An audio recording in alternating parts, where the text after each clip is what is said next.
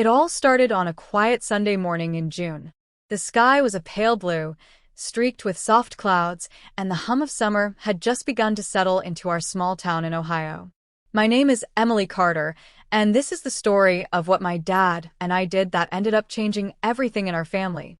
My father, James Carter, was a man of simple habits and strong principles. He worked as a high school science teacher for over 2 decades and had always been the rock of our family. Ever since I was little, I admired how he fixed things without ever needing to call someone. From broken toasters to leaky faucets, Dad always had the tools and the patience to get the job done. But the task we took on that summer was something else entirely. Our house, a 2-story colonial with white siding and faded green shutters, had been in our family since before I was born. Over the years, the house aged with us. One thing my mom, Carol, always complained about was the basement. It was unfinished, cluttered with years of forgotten storage, and often flooded during storms. Every time she brought it up, Dad would say, "We'll get to it someday." That someday finally came when Mom announced she was throwing a huge 25th anniversary party and wanted the basement turned into a proper guest room and entertainment space. Initially, Dad thought about hiring someone, but after a day of quotes and outrageous estimates, he turned to me with that familiar grin and said, I think it's time we did this ourselves." I was home from college for the summer, with a part-time job at the local library and plenty of free time on my hands. I had no real experience in renovation, but the idea of working on something big with Dad excited me. We began by clearing out the junk. Dozens of dusty boxes, old furniture, rusted bikes, and forgotten holiday decorations filled up 2 dumpsters. The process was exhausting, but oddly therapeutic. We laughed over old photos, stumbled upon childhood toys, and even found Mom's wedding dress stored in a garment bag near the back. After the space was finally empty, we began the real work. We planned it all out on graph paper at the kitchen table: insulation, drywall, flooring, lighting. Dad taught me how to measure and cut, how to install a vapor barrier, and even how to frame a wall. Every night, we'd come up from the basement covered in dust and sweat, Mom waiting with ice-cold lemonade and raised eyebrows. "You two are insane," she'd say with a half-smile, though I could tell she was touched by the effort. My younger brother, Tyler, didn't show much interest at first. At 16, he was more into video games and hanging out with his friends. But one afternoon, he wandered downstairs and watched us install ceiling panels. Soon enough, he was holding up boards for us, handing us tools, and learning along the way. What started as a father-daughter project slowly became a family affair. Mom, too, got involved. She picked out the paint colors, light gray with white trim, chose the furniture, and found an old foosball table at a yard sale that she insisted we include. She even helped sew the curtains for the tiny windows near the ceiling. The basement that was once damp, dark, and avoided began to transform into a cozy, welcoming space.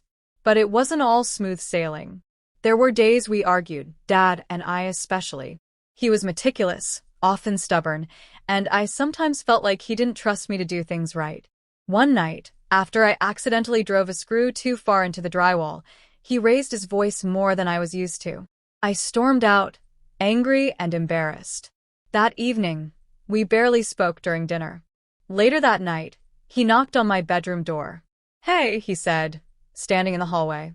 "Can we talk?" I nodded and followed him out to the porch. "I know I can be a bit hard sometimes," he began, "but I'm proud of you. You've been doing great." I looked down at my hands. "I just want to help. I want to do it right." He smiled and put his hand on my shoulder. "You are. This whole thing, it's meant more to me than I can say." From that night on, our teamwork improved. We communicated better, made fewer mistakes, and began to enjoy the process even more. Weeks passed, and by mid-July, the basement was nearly complete. We added a small guest bedroom, a lounge area with a mounted TV, and even a tiny bar area with a mini fridge and stools. It felt like a different house. The day of the anniversary party finally arrived. The house buzzed with relatives and friends. Mom looked stunning in a powder blue dress, and Dad wore a crisp button-down with khakis. Everyone marveled at the transformation of the basement. People couldn't believe we had done it ourselves. Aunt Linda kept asking for the name of the contractor. It was James and Emily, Mom said proudly, beaming as she wrapped her arms around us. That night, after the guests had gone and the dishes were cleaned, we all sat in the basement together. Soft music played from the speakers. Tyler was half asleep on the couch. Mom held Dad's hand, and I just looked around, taking it all in. This was the best summer, I said quietly. Dad nodded. Yeah. We really did it, didn't we? And we had. But more than just finishing a basement, we had rebuilt something else, something more valuable. In that dusty, chaotic space, we found patience, laughter, and understanding. We reminded each other that the most meaningful projects aren't always the ones you plan for, they're the ones you build one day, one moment, one memory at a time. By August, I was packing for college again, but something was different this time. The house felt warmer, more alive. Every time I walked past the basement stairs, I smiled. It wasn't just a room, it was a symbol of what we had accomplished together. A week after I left for campus, Dad sent me a photo. It was of him, sitting on the basement couch, a bowl of popcorn on his lap, watching one of our favorite sci-fi movies. His caption simply read, "Movie night, your seat is waiting." I couldn't wait to come home for Thanksgiving. Because no matter where life took me next, I knew one thing for sure. My family and I had built more than a room that summer. We had built a stronger bond. And that was something no contractor could ever do.